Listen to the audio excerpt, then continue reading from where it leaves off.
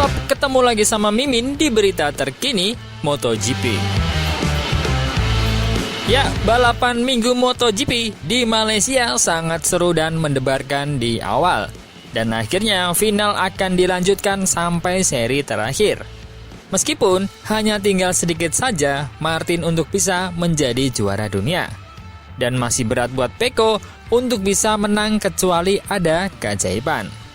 Namun setidaknya, pertarungan akan kembali sengit karena juara dunia tak akan diberikan cuma-cuma oleh Ducati pabrikan.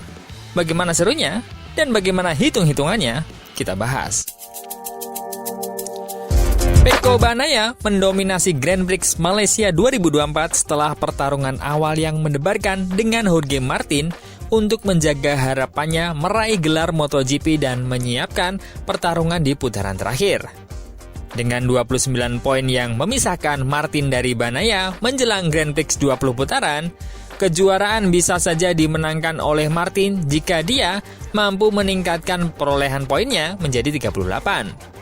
Tapi Bagnaia bertahan dengan kuat dalam pertarungan awal yang mendebarkan dengan Martin untuk mendominasi balapan dengan selisih 3,141 detik untuk mencetak kemenangan Grand Prix ke-10 musim ini.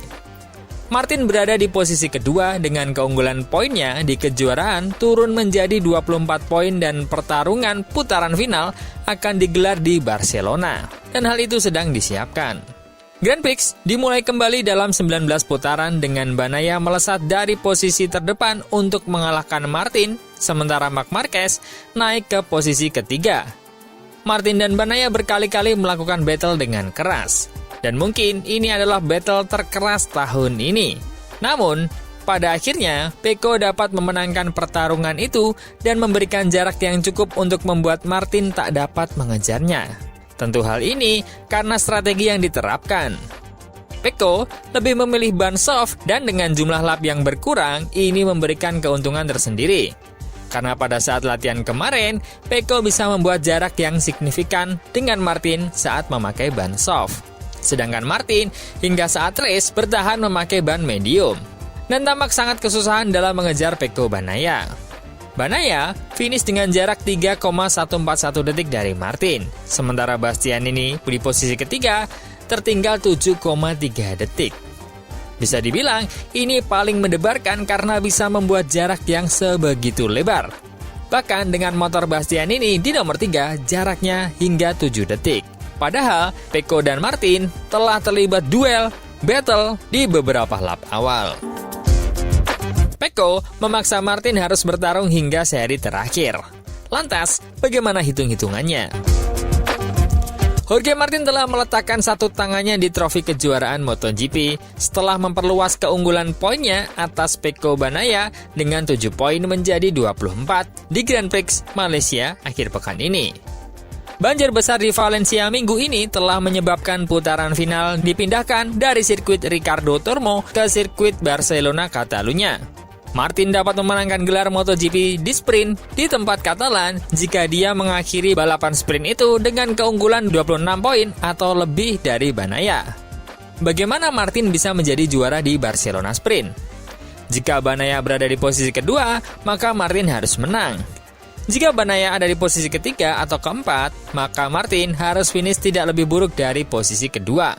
Dan terus dilipatkan dengan jarak selisih 2 posisi hingga posisi poin terakhir.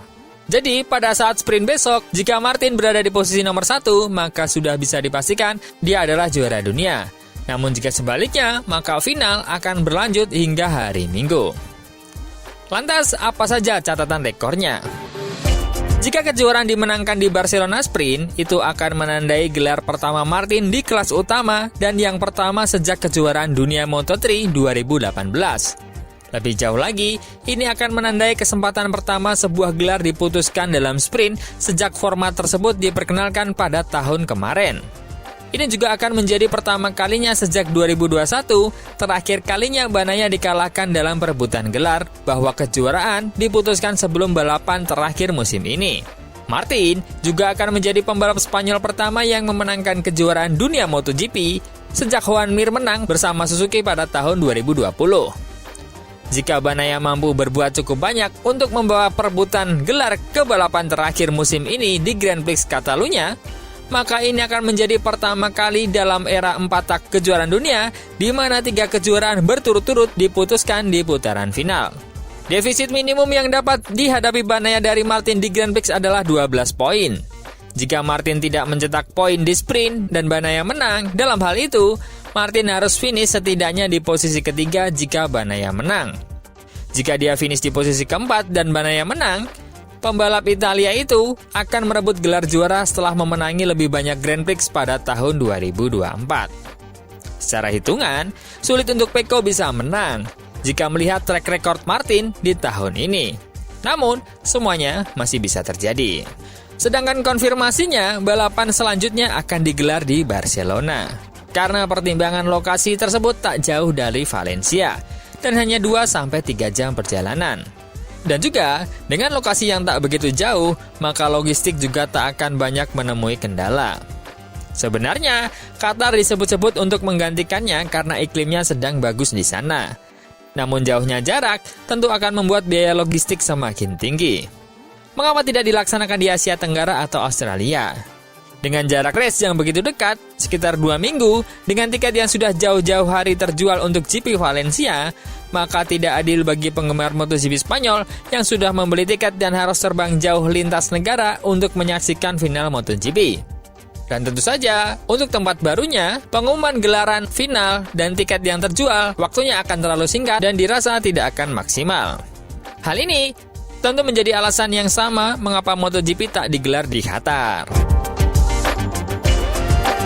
So, teman-teman semua, pro Martin atau pro Pecco nih? Berat untuk Pecco, tapi masih adakah yang optimis? Menurut teman-teman gimana? Coba komen.